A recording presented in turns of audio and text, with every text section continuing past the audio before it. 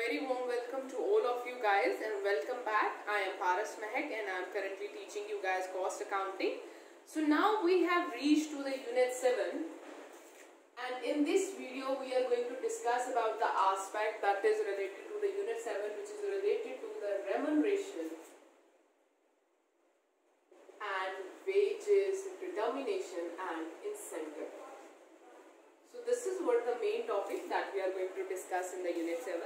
So till now we have discussed about the different elements of the cost, and now we are currently focusing on the second element of the cost, that is a labor cost. So the elements which is related to the labor. So basically in the last lecture we have discussed about the labor cost, the different factors which is affecting the labor cost, and now we are going to discuss the main important factor which affect the labor in any of the organization is the wage or the incentive that you pay to them. So this is what we are going to discuss in this lecture. So let's begin up with this lecture. So we know that the payment of remuneration to the workers is a very sensitive thing and is a very complex thing to determine the wage rate or the remuneration that you are going to pay the worker, because this is a thing which is related to a human behavior. Moreover, in a country like India, because there is no single effective method is there through which you can positively calculate the wage, which is acceptable to the worker also, and at the same time it is acceptable to the managers also, because there are two groups in the organization, managers and workers are there, and they always are rival to each other. So means manager feel like that the workers are excessively paid and they are paid free, whereas most of the time they are doing nothing. But whereas the worker feels that they are overburdened with the work and the wage that they are getting is not justifying their work. So in the society, whenever you are calculating the wage, you have to consider so many factors in an organization, not only the work, but there are outsider factors for the sustainability of the society where the worker is able to live, so that you have to provide the wage in such a way that you are able to justify the living of the worker in the society. So that's why the calculation of wages or the remuneration and the incentives that you are paying to the workers is a very complex thing to calculate.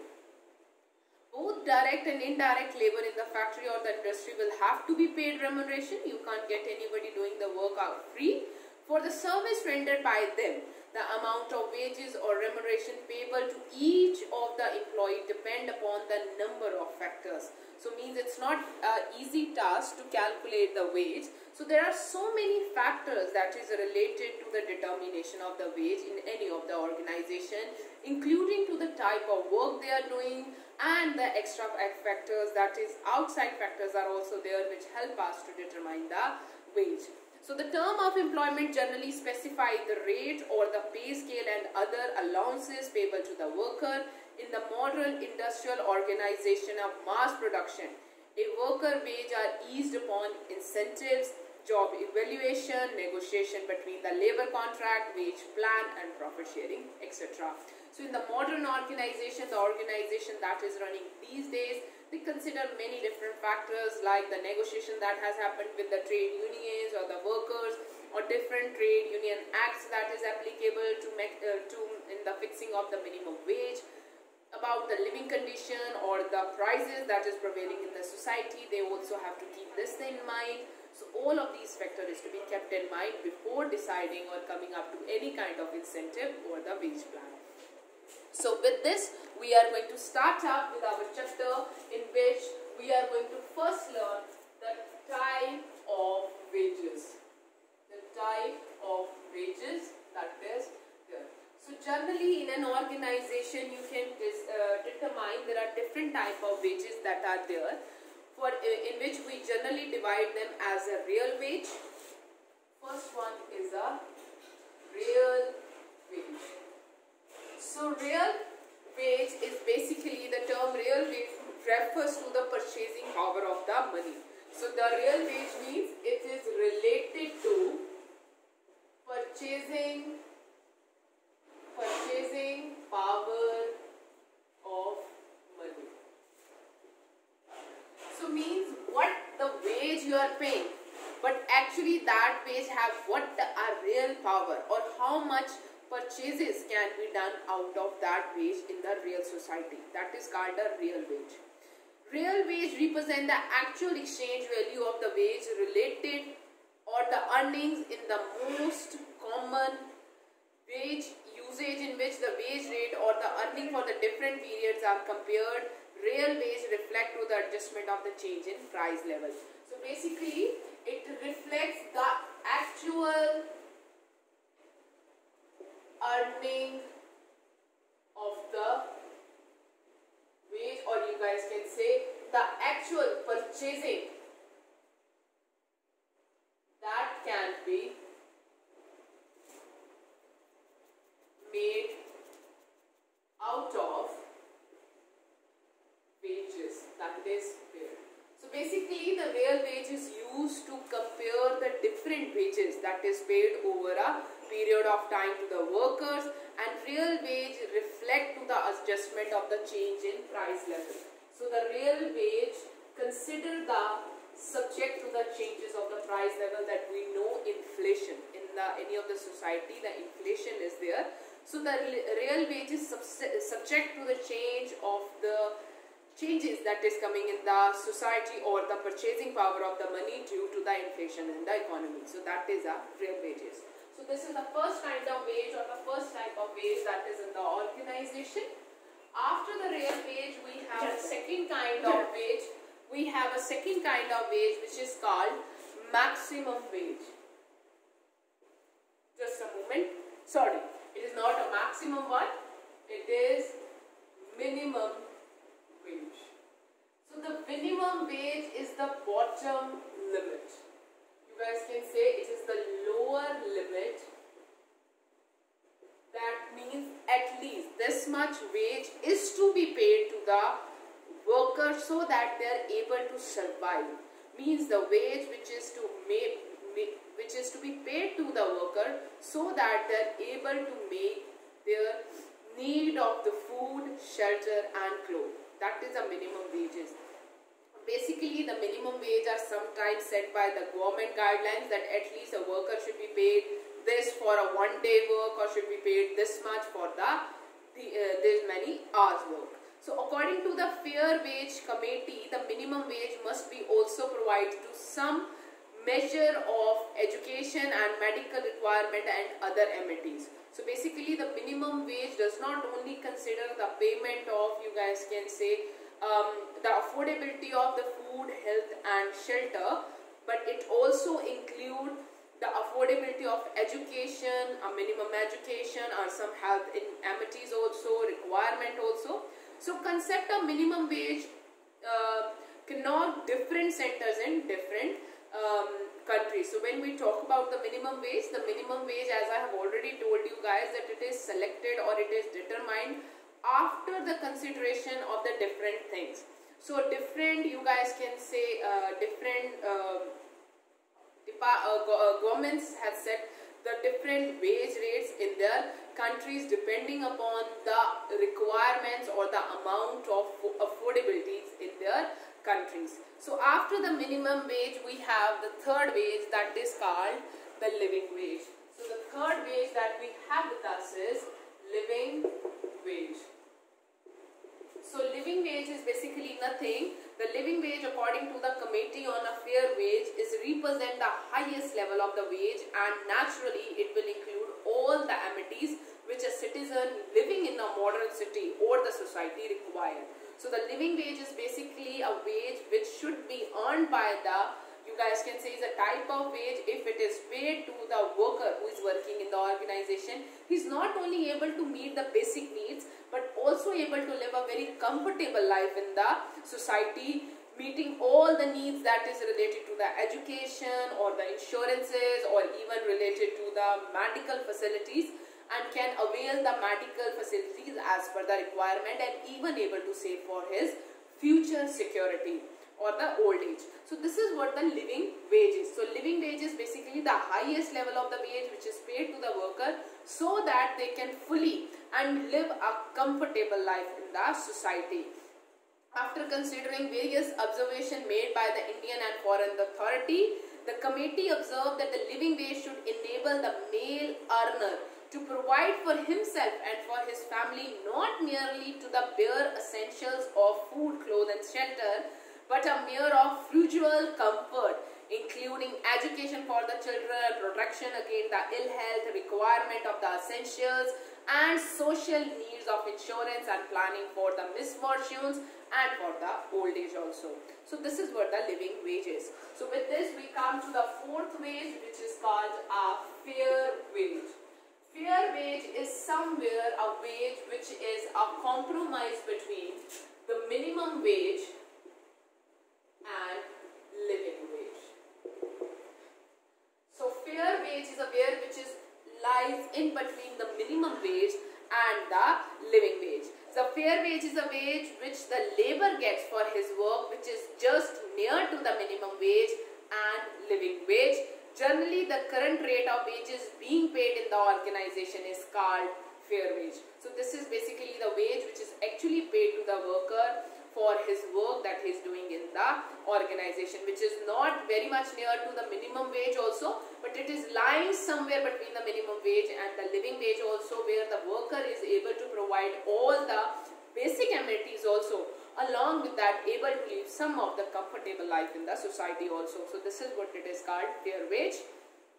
With a view to bring about improved relation between the labor and management in the modern age, and efforts has been made that the labor should get a fair deal at the hand of the managers of the organization. With this end in view, however, various proposals were undertaken at the industry conferences. So means after so many proposals, the fair wage, or you guys can say the fair or the wage is to be paid to the organization. So the worker does not feel that they are very much overburdened with the work and they are doing so much work, and yet they are not able to live a very sophisticated or comfortable life. To remove this thing from the mind of the workers and even make both of the group meets, make two of the end meets. So there is a concept of fair wage.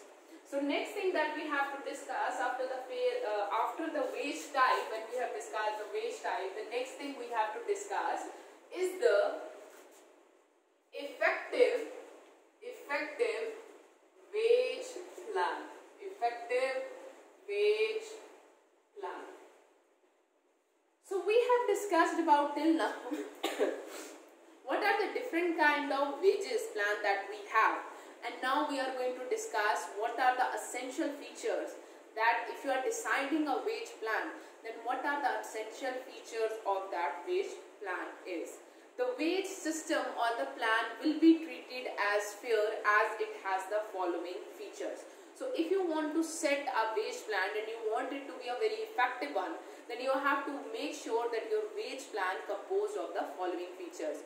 First of all, it should keep the minimum wage into its consideration. So as per the law or the government or the trade unions bargaining powers or the labor bargaining powers, whatever the minimum wage has been set, so that is to be considered before setting any of the wage plan. So means this is the minimum level which must be given by the workers. The system should be flexible one to permit any kind of necessary variations of deductions also and for the increments also. Or even the system should be flexible, and that if there is any kind of price changes in the society, or you guys can say in the economy, so that can be, so the wage plan can be modified according to that also.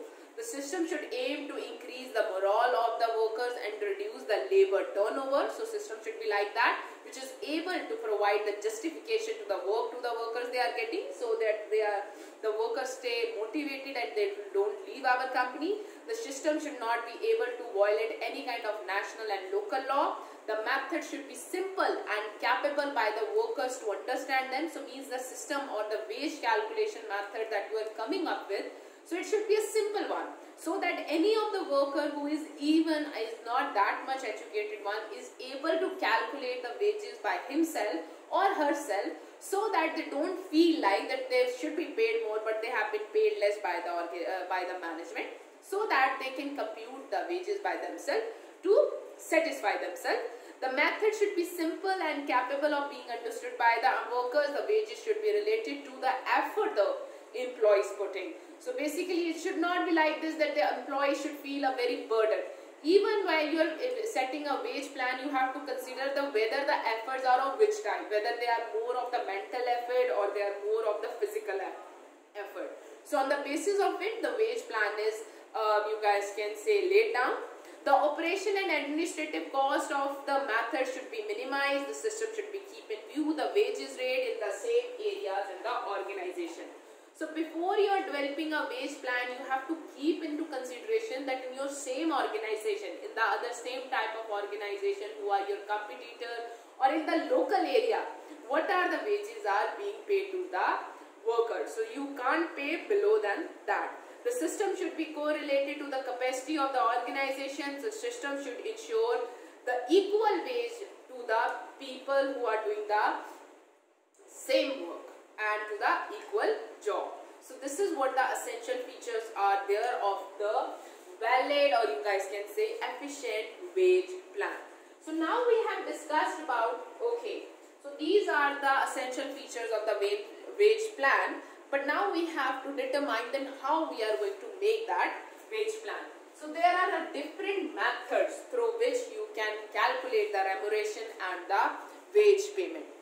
So the methods, next thing we have to discuss is methods of wage payment. So means these are the methods through which you can calculate the wage payments or remuneration payment. So these methods are basically divided into three parts, and the methods further had different kind of methods in them.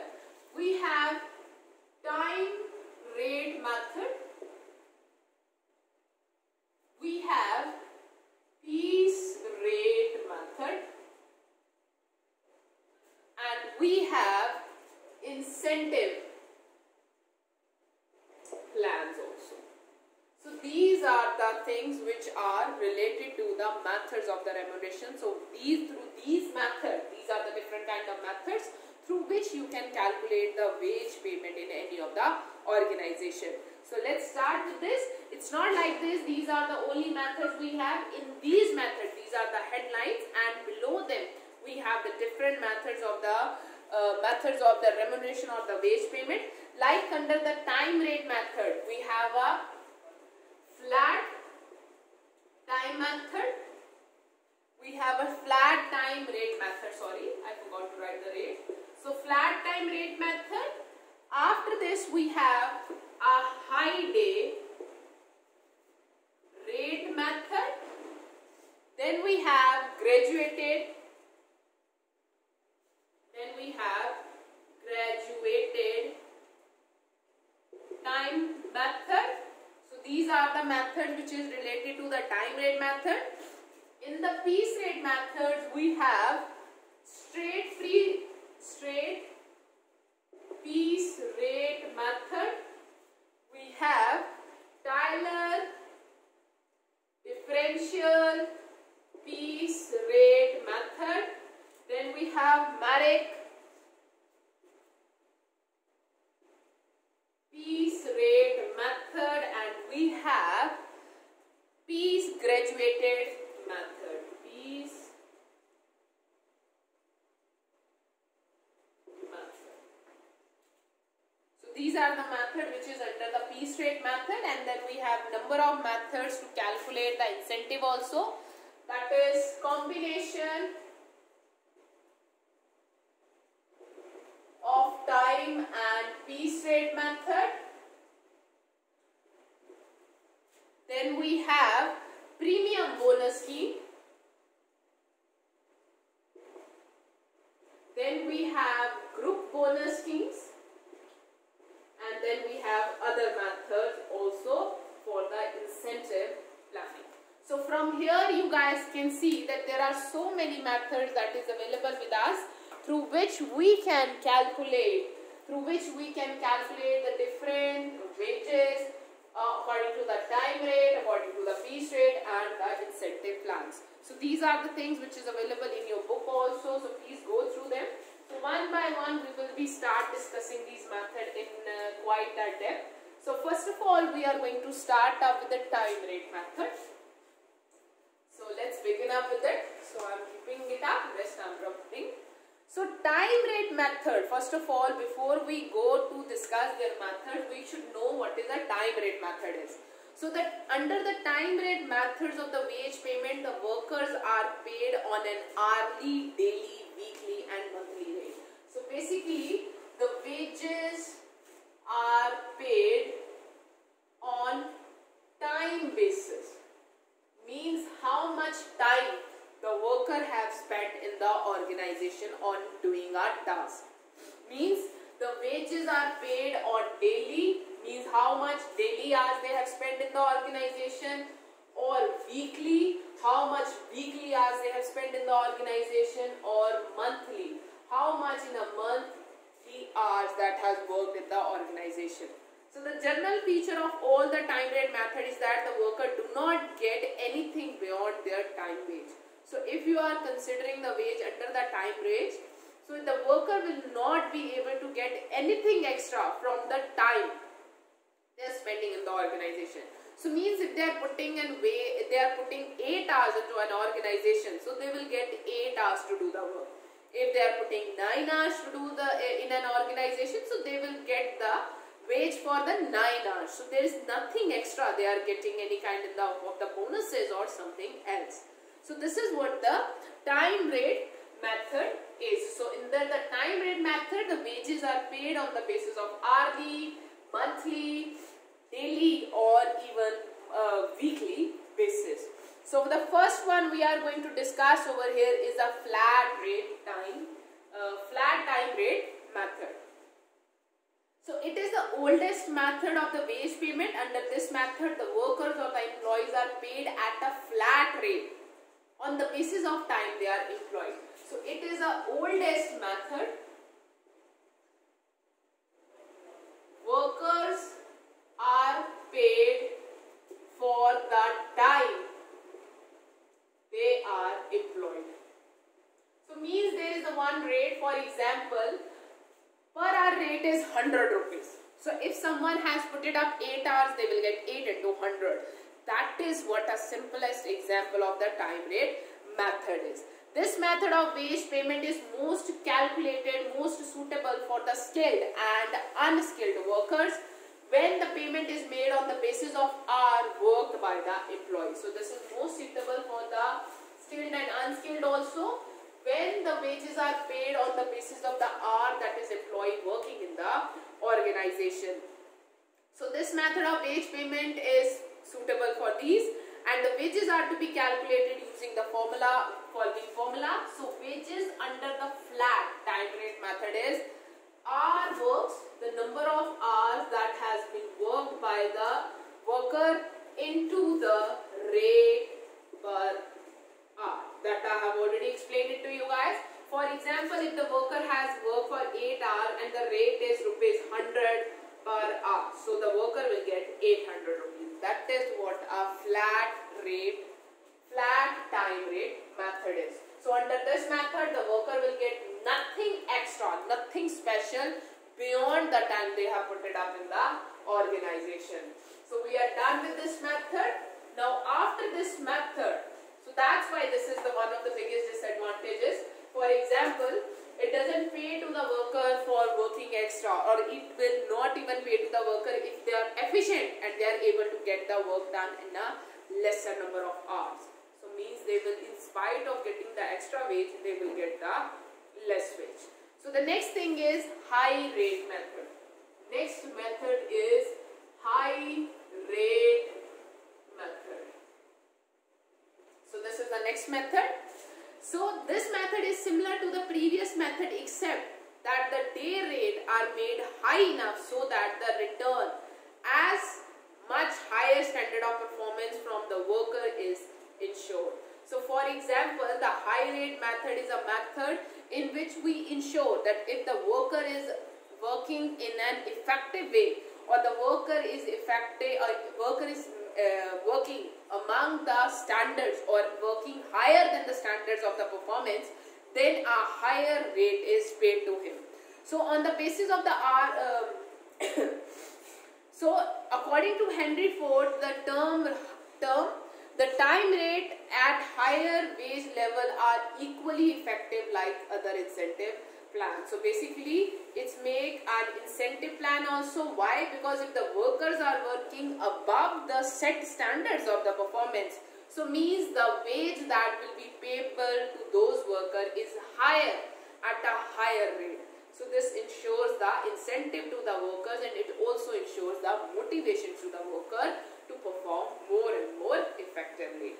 So after this, the next thing that we have to study is graduated time rate method. So after the high rate method, we have a third method, that is graduated time rate method. So graduated time rate method is quite an educated method. So under this method, the wage are paid at the time rate which varies with change in local cost of the living index. So under the graduated time rate method, you guys can say this method lead to the flexibility in per hour rate that you are paying to the worker, because this per hour rate is allowed to change with the local, this rate is allowed to change with change in local living cost. So this is what the graduated time rate method is. So in India, the basic wage rate normally remain fixed, and it is the dearness allowance which is paid for the same. So basically in India, what we do, we don't change the per hour rate, we keep the per hour rate, but to ensure to meet the local living cost, we pay a dearness allowance to the workers. So this is what it is called, graduated time rate method. So with this, we have finished off our methods of the time rate methods, but we still have to discuss the advantages and the disadvantages that is related to them. So one of the advantage of the time rate methods are that they are very simple methods. So the calculation of the, you guys can say, wages under the time rate methods are very simple. You just need to know how many hours the worker has worked and the rate, and you have to just multiply it. So this is the way the worker will get. Second is best work. As there is no hurry to the worker for completing the work, so it leads to this is a little bit, you guys can say, contradicting in nature. So there is no hurry to the employee. He knows that if he worked efficiently, so he will reduce the work, and it ensures that because the workers know they have to work for the 8 hours, so he will slowly work. He will not be in a hurry, and he will not do the job in a very hurry to reduce his time, but to make sure that he works for total 8 hours. So it leads to the more efficiency in or the quality or the efficiency in doing the job or the work.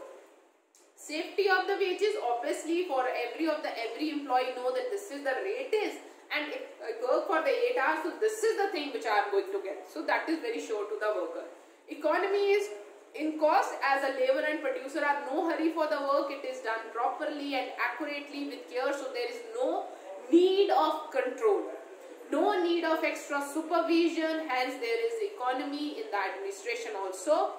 Easy counting. So we know that workers are calculating their wages easily. So worker can also understand this time rate methods more easily in an easy way. Appropriate use of factors of production, as there is no rush of workers, so machineries are properly used, material is properly used, and it's also exhibit efficiency. The worker perform the job with care and abide, hence they have enough efficiency while doing the work. So these are some of the advantages that is related to the time rate method. So the next thing that we have to study is the disadvantages that is related to the time rate method. So when there is no inspection, as it has been already discussed, that under the time rate method we have no need to do the inspection, because workers know that they have to work for 8 hours.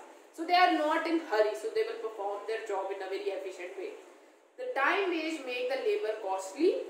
They do not care for the time and consumption time uselessly. So now they know it lead to the more inspection, or you guys can say it causes us, in reality it causes us more cost, because workers know that they are going to pay for the 8 hours. If they work early, so they will not be paid for their efficiency. So first of all, it doesn't lead to or motivate the workers to do the more work, and they started being lazy.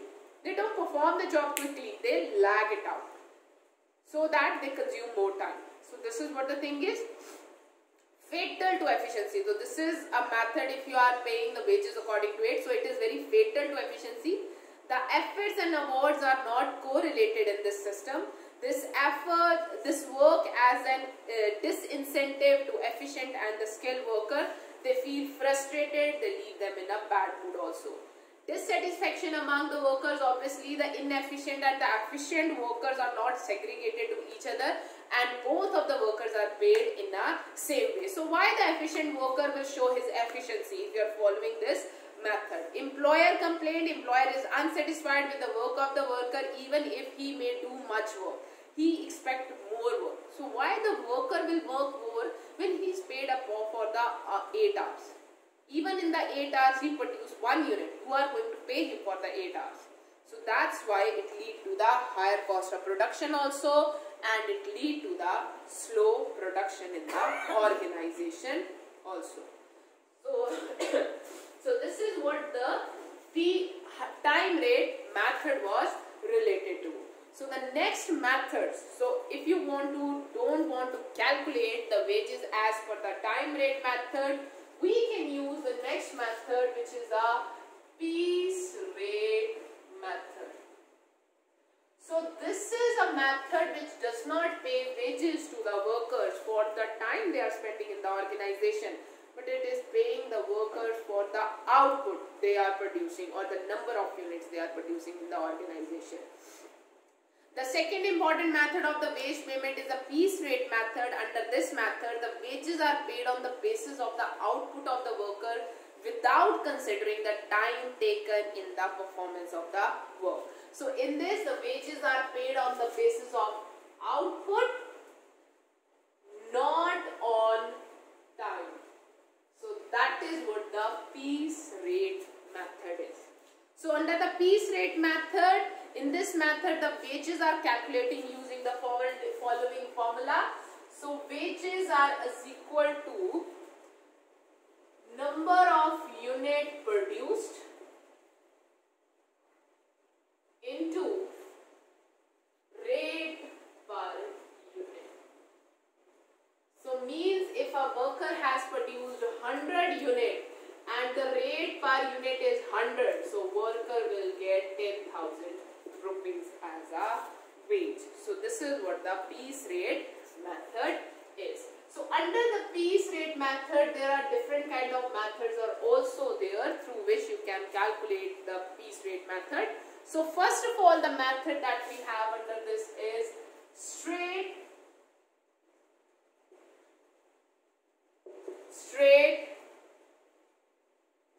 piece rate method. So straight piece rate method is there. Under this system, the payment is made on the basis of a fixed amount per unit or the number of units produced without the regard to time. So this is a straight method. The number of units you are producing, this is the rate you are getting. So this is the simplest method that we have just discussed, or the formula we have just discussed. The wage are calculating the following formula: number of units into rate per unit. So means under the straight piece rate method, the workers are paid straight for the output or the number of units they are manufacturing in the organization. So this is what the piece rate method is.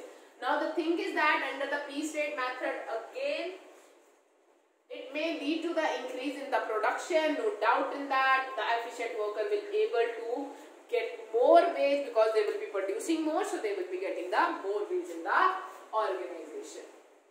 So after the first method, we have a second method also. So in the second method, we are going to discuss Taylor differential piece rate method, which is a very regressive method.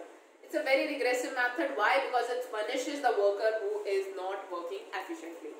Rewards the worker, no doubt in that, it rewards the worker who is working very efficiently in the organization, but at the same time it put more burden on the worker who is not performing his job efficiently. So that is a little regressive in nature. So in the Taylor differential method, a piece rate were determined by time and motion study. So in this piece rate method, the wages are not determined on the basis of any of the analysis or any of the mind. They are determined on the basis of time and motion study. So that we have already discussed in the last lecture. So under the time study, they help us to determine the performance acceptable standard time, that this is a standard time in which a normal worker will do the work, and the motion study also to determine that how much actually work, how much movements are there involved, and how much tedious work a worker has to do in the organization. So on the basis of it, the piece rate is determined. The day wages are not guaranteed in this method. So that's why I have told you guys that it is a little regressive in nature. There are two rates, very low rate and high piece rate. So under the Taylor differential, so there are two rates, one is a high rate and one is a low rate. So in this system, reward the efficient worker by setting a high piece rate for them. So what we do under the Taylor, as we have already discussed in it, it is a very you guys can say a regressive method. So in this, what happens according to the motion study and the time study, so there is a setting up of standard performance or the standard time in which a work should be done. If it is an efficient worker, he is going to perform the job within that time or below that time, so he will get the higher rate wage. But if that is an inefficient worker, so he will get the lower piece wage. So that's why it punishes the worker who is inefficient in nature, and the method is a little regressive in nature. Discourages the below the average worker by providing no guarantee wage to them. So it doesn't like that there is some minimum wage that okay, at least you guys will get this. No, if you perform low, you will get very low wage, even you are doing the work. So this is what the thing is. So this is what the Taylor differential piece rate method, which gives different rate to the worker who is efficient and the worker who is inefficient, and discouraging the inefficiency in the organization. So after the Taylor differential piece rate method, we have a third method that is called piece graduation method also. So under the piece graduated time rate method, so under this method, workers are paid minimum wages on the basis of the time rate. So under this method, minimum wage is there. A piece rate method with guaranteed time rate may include any one of the following: guaranteed wage according to the time rate plus a piece rate for the unit above the requirement or required limit, piece rate with a fixed dearness allowance is there, or the cost of living bonuses are there. If earning on the basis of the piece rate is less than the guaranteed wages, the worker will be paid on the basis of time rate method. So in this method, piece guaranteed time rate method, we know about the guaranteed time rate method. This is a method which consider the flexibility or the changes on the basis of the change in time or on the change on the living cost. So this is the same thing that is included in the piece rate method, where is a guaranteed wage is guaranteed to the worker on the basis to sustain themselves in the society, on the basis of whether providing them the dearness allowance or giving them some extra wage so that they can maintain themselves in the society. So this is the piece guaranteed rate method. So after the piece guaranteed rate method, the next method that we have to study is the fourth one, that is Marek differential multiple piece rate method. So this is one improvement above the Taylor differential rate method. Marek afterward modified the Taylor differential piece rate method. Under this method, the punitive lawyer, so under the differential rate method, we know that the Taylor's differential rate method, we know there is a low rate is imposed on the people, those who are performing below the standard. So under the Marek, what he has done, he has removed this. It doesn't like this that what he has done, he has guaranteed the wage. If you are not performing efficiently, okay, this is the average wage you will surely get. But if you are performing efficiently and above the standard, then you will get the higher wage. So it is not that much regressive in nature. Why? Because it is assuring the wage to the worker for the work they are doing. But will give them a chance to them also that if they will work extra or more efficiently, so they will get the extra cost. So Marek afterward modified the Taylor differential piece rate method. Under this method, the punitive low rate is not imposed for the performance below the standard. On the other hand, the performance above a certain level is rewarded with more than one higher differential rate. So in this, the hierarchies are formed, and if the worker is performing more and more, so differential rate of bonuses or extra wages given. So means if they have been able to perform above the 1%, so the rate of higher rate will be there. So if they are performing by 5%, so their efficiency is 5% more than the average, so they will pay in an extra higher rate. So this method rewards the efficient worker and encourages the less efficient worker to improve their you guys can say performance without penalizing them. So this method does not guarantee day wages. So this also method does not guarantee day wages, that how much they get, but actually it guarantees that actually they will get a sufficient amount of wages, so their wages will not be deducted without for their performance. So these are the different kind of wages that we guys have.